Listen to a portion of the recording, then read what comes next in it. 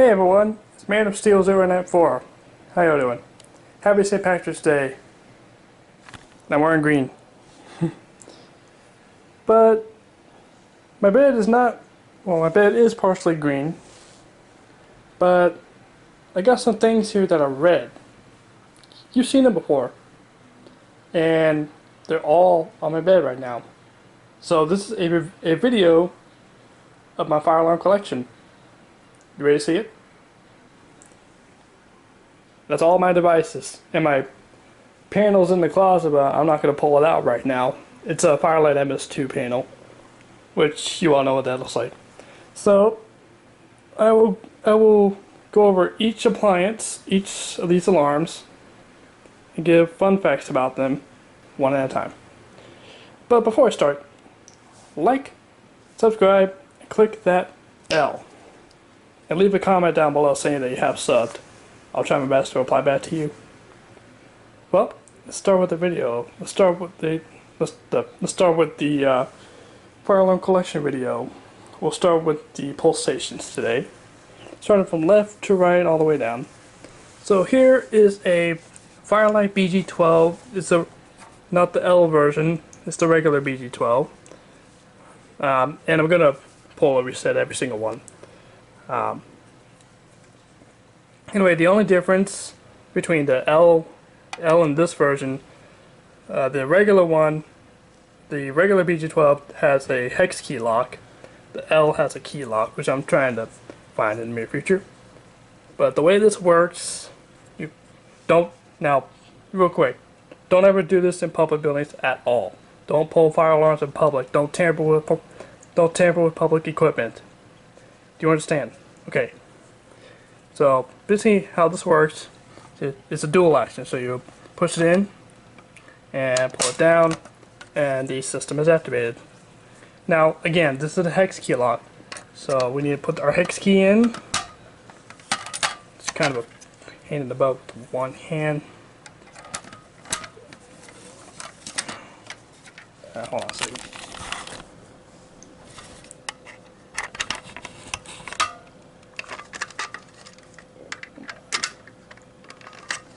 There.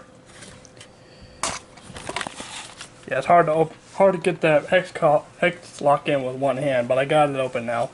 See, you just open this door.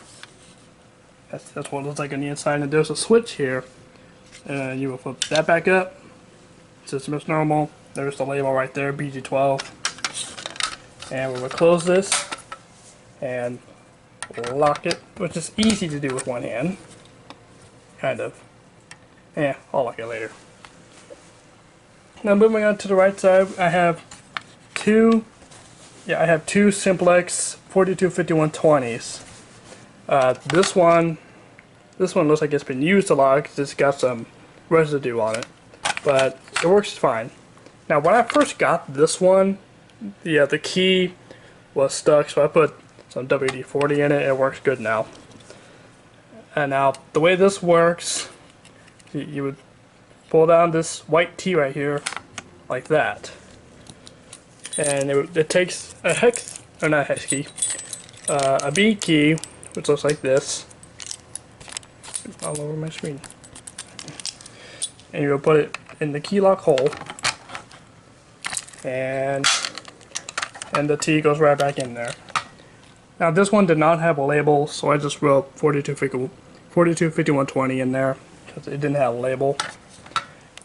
And you'll notice this one has a button instead of a switch.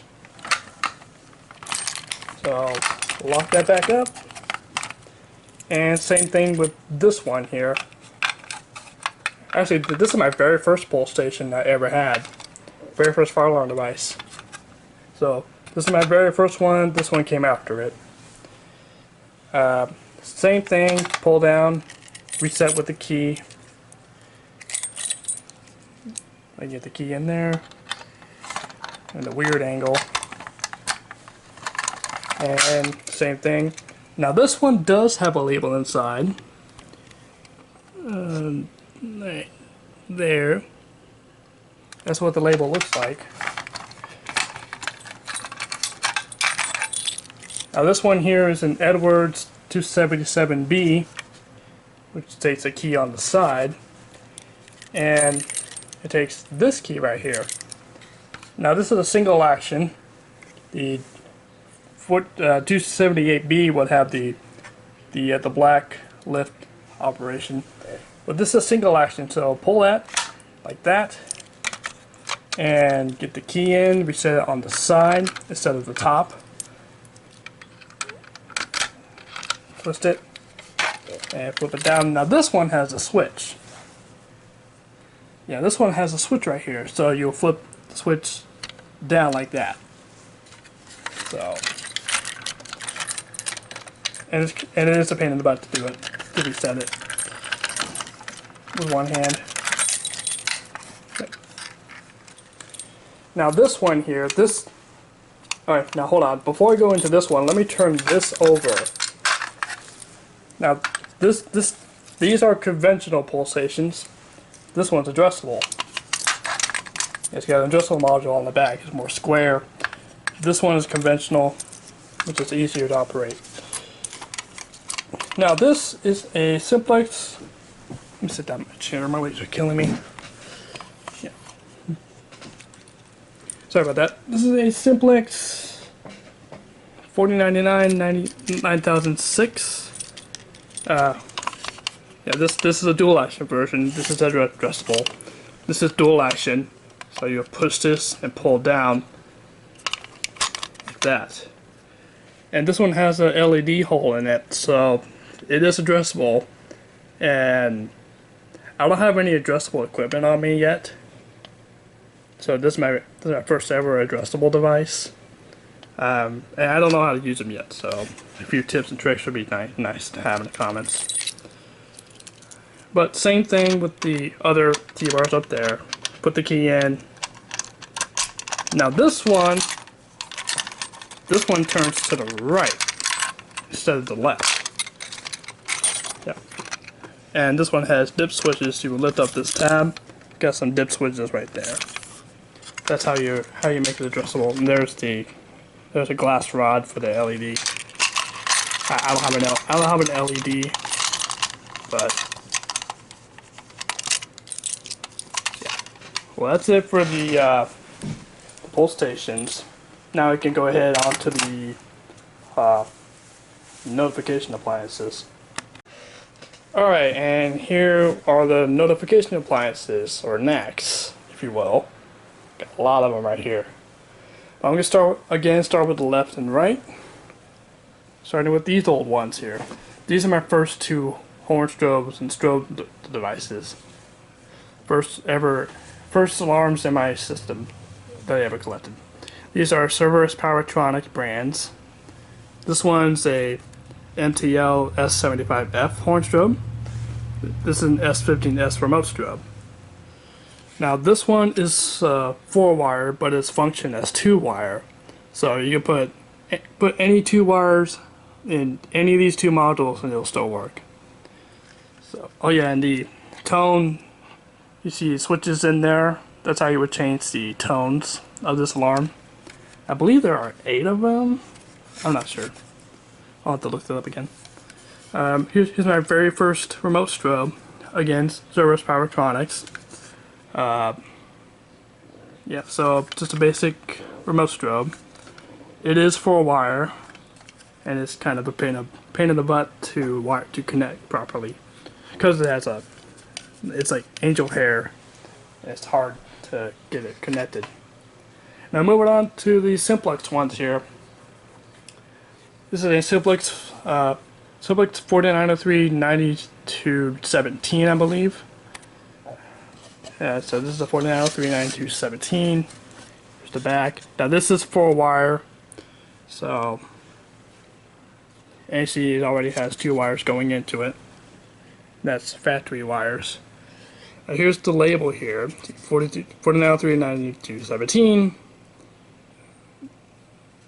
Yep.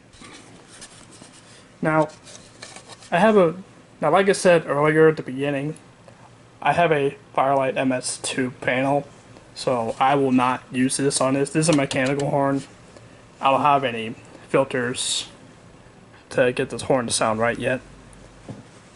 But but I will eventually. It's on my bucket list. And up here, I have my 4904-9137 remote strobe. Quite a hassle to put together.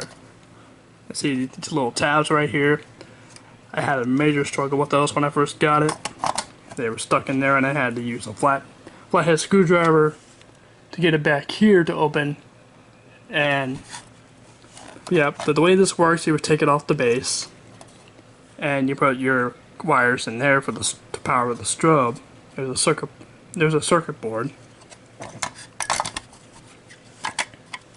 Now this is an awkward place to put the labels, but they put it in here like this. May not be able to see that very well. And moving on to the special alert advances. These are special alert advances.